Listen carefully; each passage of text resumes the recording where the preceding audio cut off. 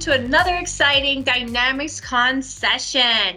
Also, big shout out to DynamicsCon and Doug for hosting this free virtual event. Very excited.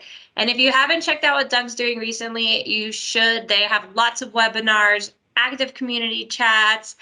They're getting the bands back together, so we're going to have in-person / virtual chapter meetings.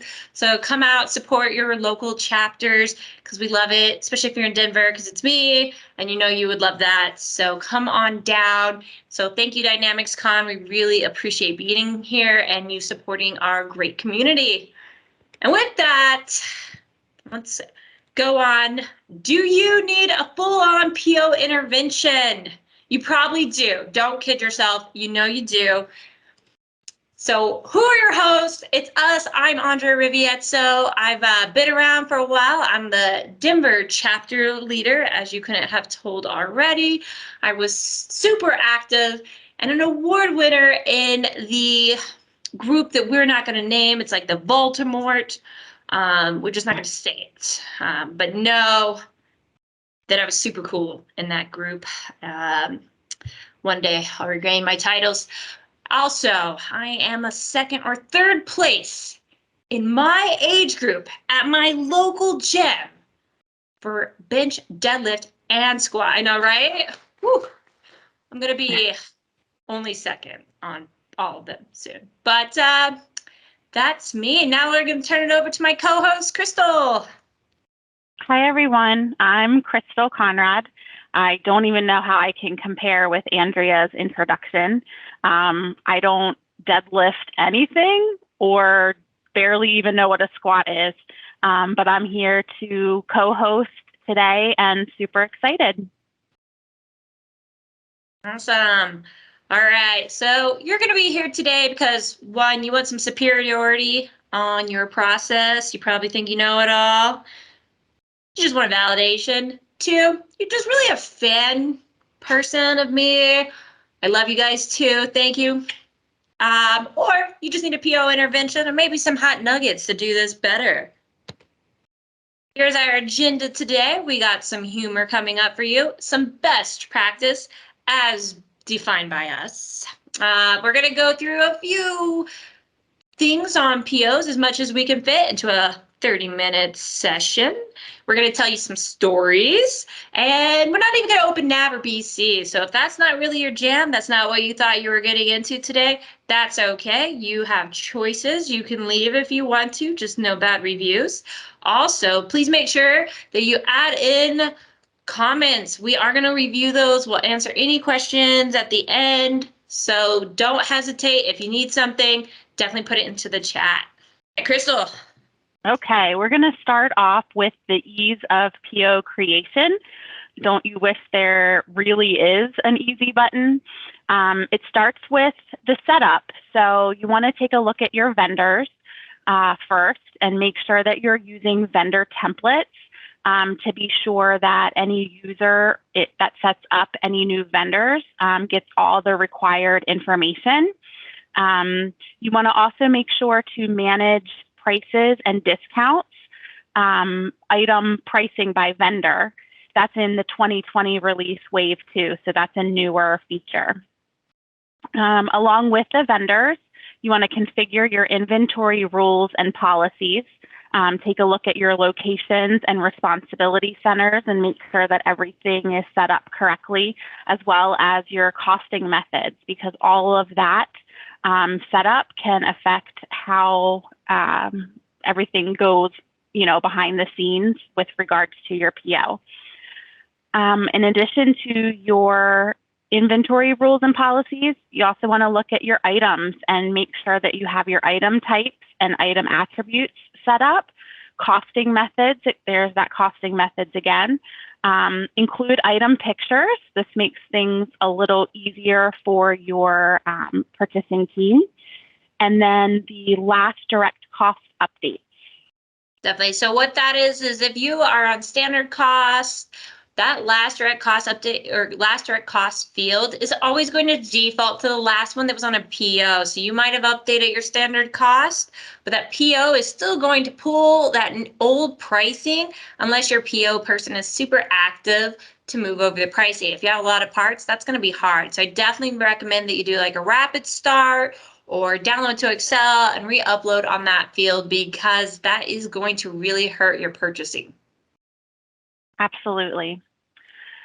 So in addition to the setup, some other things that we recommend to make PO creation easier is to use your blanket POs. So if you find yourself creating a PO weekly or every month, and it's the same thing over and over, you can use your blanket PO to make that process a lot easier.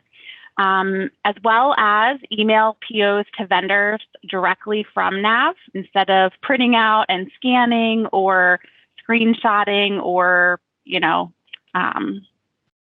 who knows, some people may mail. I don't know. These templates are super easy to use inside of BC and Nav. It's just a few button clicks. You can attach it. I think you can even do separate ones for separate vendors if you really wanted to. You can kind of make it say whatever you want, link it up, and so it's there as a default. You can even make it attach T's and C's or do other cool things if you wanted it to. Yep, and the really cool part that I like about that is it attaches directly to your Outlook. So if you need to see or check to make sure that you've sent something, you just go to your sent email box and it will show there. And last but not least, don't make POs for things that you're not going to process in AP. That makes the process a little bit difficult. And you can duplicate pay people or receive things like leases and accrue it, right? Like you don't want to accrue a lease that you also paid for differently. So no. Yes, I've seen some very ugly things when people put things on PO that don't need to be on PO. Oh wait, you were done, right? I am. Yep, that was the easy button. I was like, girl, we're done. We're moving on.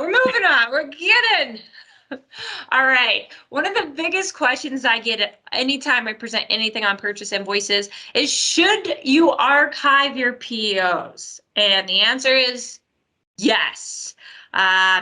Yes, please do. So first, check to make sure your archives are on. Otherwise, you might lose some information you're looking for.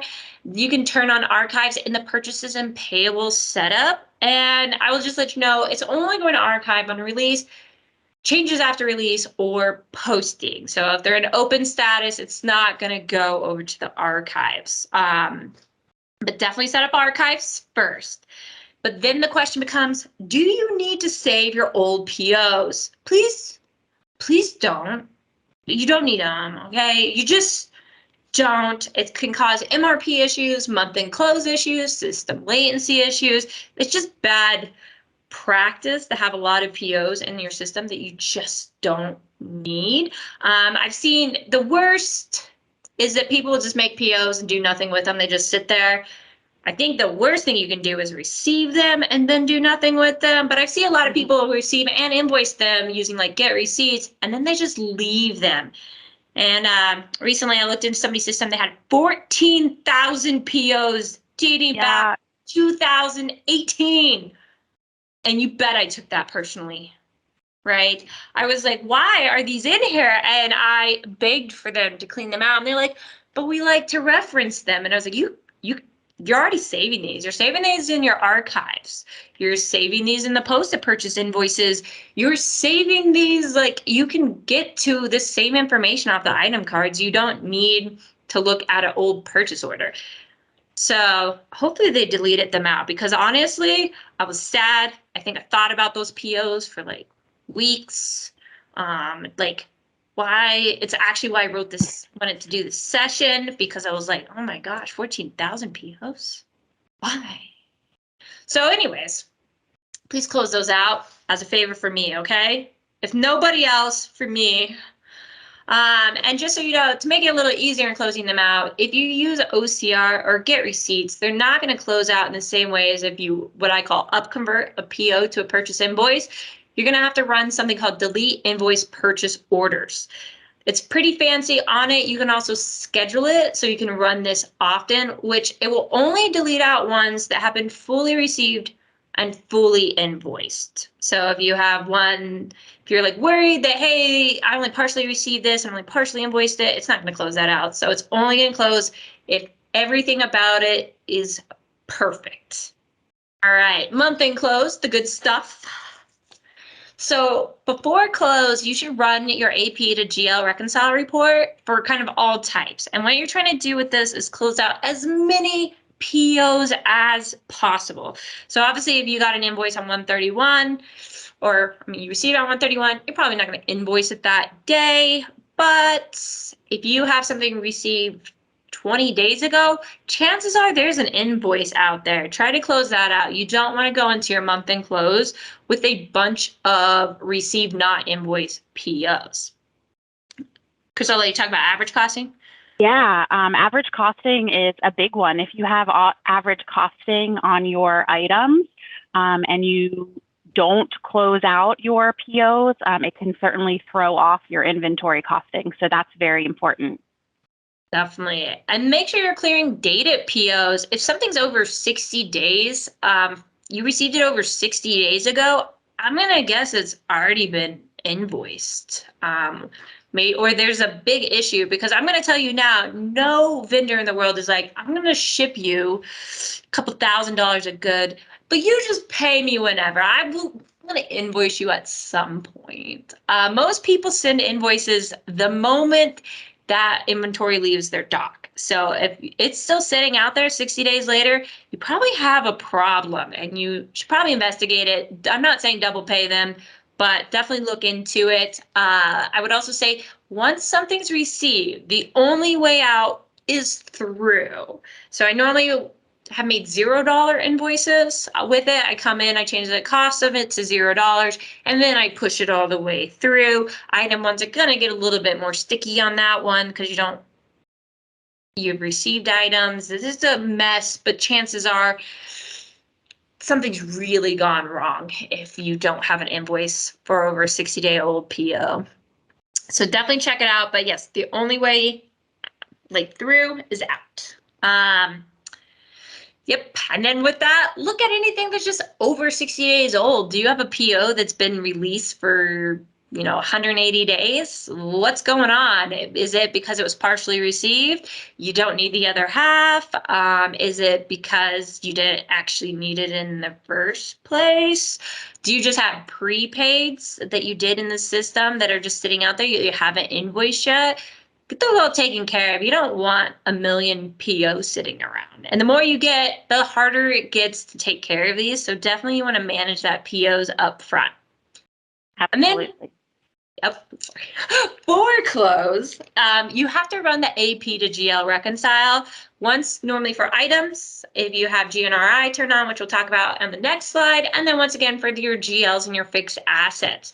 And it is time sensitive, so you can't like backdate this. So if activity starts on 2/1, you had to run this report at 131. You definitely want to run it after all the activity for the day is done. So after warehouse says, hey, I'm done receiving, AP has said, you know what, I'm not doing any more invoices tonight. So that's when you're going to run it. It is time sensitive. You cannot recreate this report the next day. So the item one is actually going to be your GNRI subledger, and the GL fixed asset one is what you're going to be accruing on. And then don't backdate any POs after this. I will say there is a very small exception for fixed asset POs. If the fixed asset went in service during the month of January, you're now sitting in February, and it's like February 2nd, you can probably backdate that PO. Just make sure you don't accrue it. That's the only time I would advise that you backdate a PO. Otherwise, all of this gets very messy, but fixed assets would be very messy as well. So I would just recommend that's the only one. And then I'm going to tell you a little story. Do not accrue all your POs. So I had somebody that didn't really know the system very well. They weren't running these GNRI reports. And all they did is they pulled out all of the POs in the system without regard to status. And so if you ever looked at your PO screen in the system, that's the full PO amount. So it doesn't matter if you've already invoiced half of it, it's going to show us. So if it's a $10,000 PO and $5,000 of it's already gone, that front screen is going to say $10,000. We also had a problem with putting things in the system that didn't have to be in the system. So anyways, he came in, he downloaded this into Excel and made a $1.3 million reversing entry. Right? Yeah. That's totally normal. Very normal to have a $1.3 million accrual on your POs. Needless to say, it reversed and there was no expenses to hit it. And of course, it reversed in a different quarter. Like Q2, he popped it in, Q3, it reversed. What do you think the auditors thought of that? Lots of explaining to do that. Why would somebody just accrue all your POs? So you might know better to not accrue all your POs, but maybe you didn't.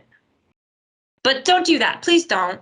Just don't. You don't want to tell your auditors why you accidentally accrued $1.3 million. All right. So I spent a lot of time on goods received, not invoiced, otherwise known as GRNI. If you want to turn this on to automatically cost just inventory, you can do so in your inventory setup. You can see here, it's the second one. I don't have it turned on in my little screenshot, but you can turn that on. And what that's going to do for you is automatically accrue your items that have been received but not invoiced. But you also have to make sure that you have your inventory posting group set up to map to your GNRI account or like an inventory account interim. Yeah, that's a hard word to say, guys. Let's try to say that fast. That is not an easy one. So make sure you have that all set up. And just so, like I've stressed it, it's only items. It's not going to accrue GL accounts or fixed assets. I know no matter how many times you ask me if it can, it's just not. It just doesn't do it. Not without at least a heavy modification into your system. And I'm going to just give you a hot tip. If you don't have this turned on right now, you can't have anything in motion when you turn it on. And same thing, I've had somebody just turn it off. They wanted to direct post their cost as opposed to making them items. So they just turned it off. But you can actually do that on your item card as well. You can say, hey, this isn't, I'm tracking it here as an inventory item, but it's a direct post item. You can do that on your item card. You do not have to set up like this overall if you want to direct post. But what I will tell you what happens is that a warehouse receipt will come in and then it won't leave again until your AP invoice is posted. So basically the flow is it's going to post the inventory and the other side to this GNRI account when it's received. And then once you invoice it, it comes out of GNRI into your AP to get paid for your cash account. So if you are to like rip it apart, like mid-transaction, you get one side in and the other side never comes out, or vice versa, something comes out but it never went into it, you're gonna have the time of your life, because this is one of the hardest accounts I've ever reconned in my life. You basically have to go to like the beginning of time on this account to figure out what matched up with what, and it's not very clear. It's a lot of the heavy Excel work. So if you're like an Excel guru who loves to find little things in your system, that's a good one. But if you don't have that kind of time in your life, just don't play with this feature too much. All right. Prepaids. So I see a lot of people like make up things for prepaids. Like they add a line that's like vendor deposit. It's against the vendor deposit GL. And then they have another line that's like a negative against the vendor GL line. You don't have to do that. Like, don't be that guy. You're not that guy, right? Use the prepaids in the system. You do have to set them up in your purchase and payable setup. Literally, we could have a 30-minute session on just using prepaids correctly. And I will tell you now, sometimes for some reason this this segment is kind of hard. It takes more than one training to really get people comfortable in the prepaid. So your AP team, just because you're like, hey, use this, doesn't mean that tomorrow they're gonna be up and running on this. But definitely you have to set up the prepaids and purchase and payables. You can prepay for lines, so you can go into a line and say, hey, I want to pay 50% of this line or 100% of this line, 0% of this one. Or you can say on the whole invoice level, which is what you're seeing in that screenshot there. And you can say, hey, I'm going to pay 50% of this entire prepay. Now, I will warn you, once you prepay, you're kind of stuck. Unless you insert like a prepaid credit memo.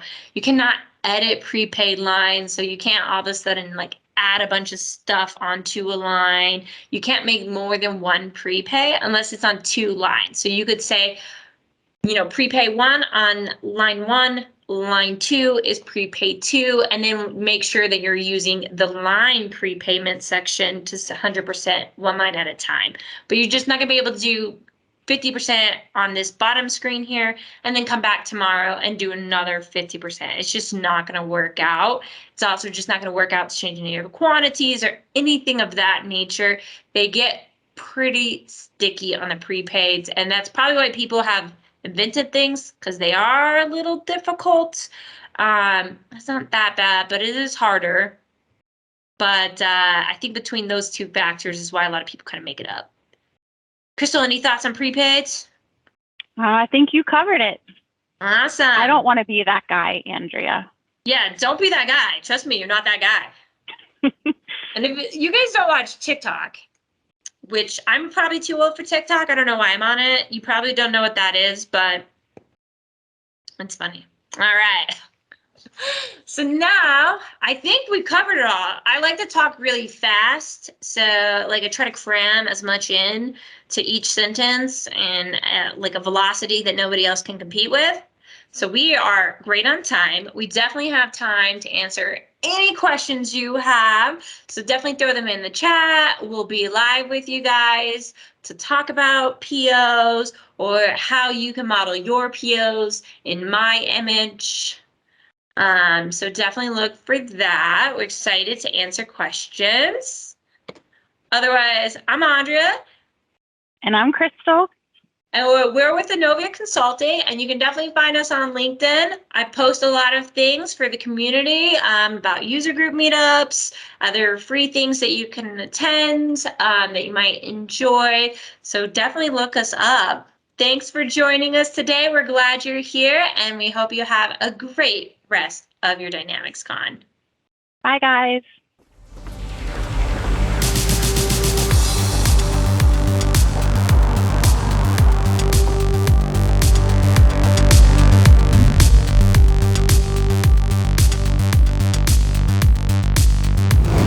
Hi, I think we're on live. Hopefully everyone can hear me. Can you hear me, Hi, Krystle? everyone. I can. Perfect. All right, so we had one question come in during the session asking if you can delete POs when they're invoiced, or is the job key the best option? So you can kind of do both. So if an invoice, if you're not up converting the invoice and you're doing OCR using get receipts, you can delete them one by one. Same thing, you can also delete a PO that is only partially done. So as long if you receive 10 out of 20 and you've invoiced that 10 out of 20, you can also delete that PO, which is best practice of clearing out that old junk of the system, especially if it's not going to be received. So, but there is no batch delete. So if you're trying to get rid of like, I don't know, 50 POs, it's just by hand might take you a lot longer. Hopefully that answered it. Not your name. I feel like it's Seamus, but it's with a C, so I wasn't like sure. Sentence cramming velocity comment.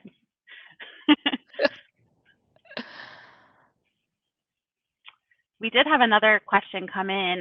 Can we cancel PO quantities if we never receive all the quantities? Wait.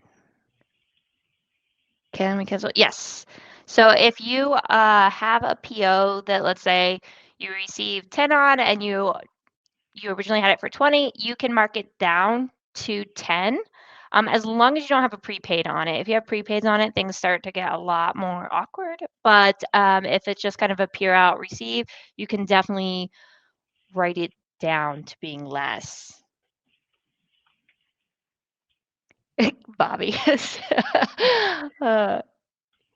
What about automatic cost adjustments? So that's actually for inventory, that automatic cost adjustments. So that is like if you're on FIFO, standard costing, that it does that batch job for you. A lot of people turn that on for like a month-end schedule. So it's like part of that month-end duties that you do, like automatic cost posting, and then you do cost adjustments and then the posting job. And just depending on your velocity of inventory and transactions, some people run that nightly in a job queue. Other people run it after each transaction. It does take up a lot of system. So if you're running like tons of transactions, that's probably going to get pretty old for the latency. So I would recommend doing it at night. If you're somebody that's just doing a couple sales orders a day, because maybe you're doing big items, it's probably okay to just do it that automatic one. Krystle, would you agree with that? I was like, oh, it's inventory. I got.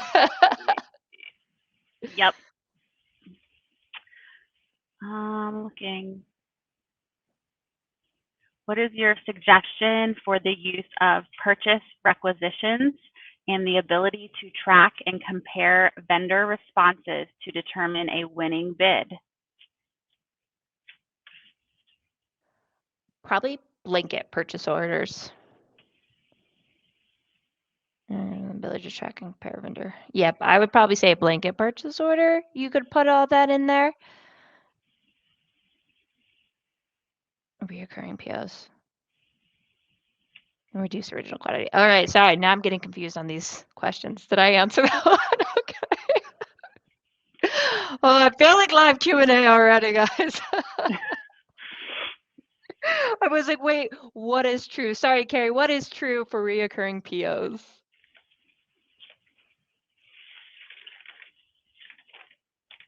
And Steve Chensky is coming in hot with help too. Thanks, Steve.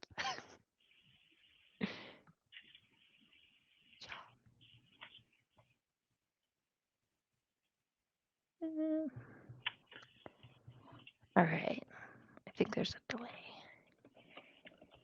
It looks like that's all the questions that we have. Though I don't think I answered Carrie's question correctly. Oh, because I was talking instead of reading, so I wasn't sure what that was in reference to. The cancel quantity. Oh, the cancel quantity. I believe so. You should be able to pretty much once it's a purchase order, even if it's a reoccurring one, as long as it's not posted or received, you should be able to edit those.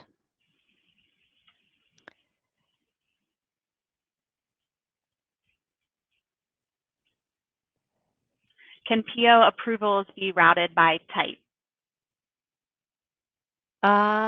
Meaning an inventory PO versus PO for office supplies. Yes, if you set up posting groups correctly. So that it's just depending on kind of how you're trying to do that, or if you're talking workflows like approval workflows, you can definitely set some of that type of things up. Vendor posting groups or general posting groups, actually, probably. Yeah, it'd be a vendor posting group that you can say kind of how those accounts are going to map out, or you can do it by the item level. So if you're doing it by GL account, that's one thing. If you are doing non-inventory items, such as office supplies, then you would just set it up on the item card to where that's going to route out for that inventory posting groups.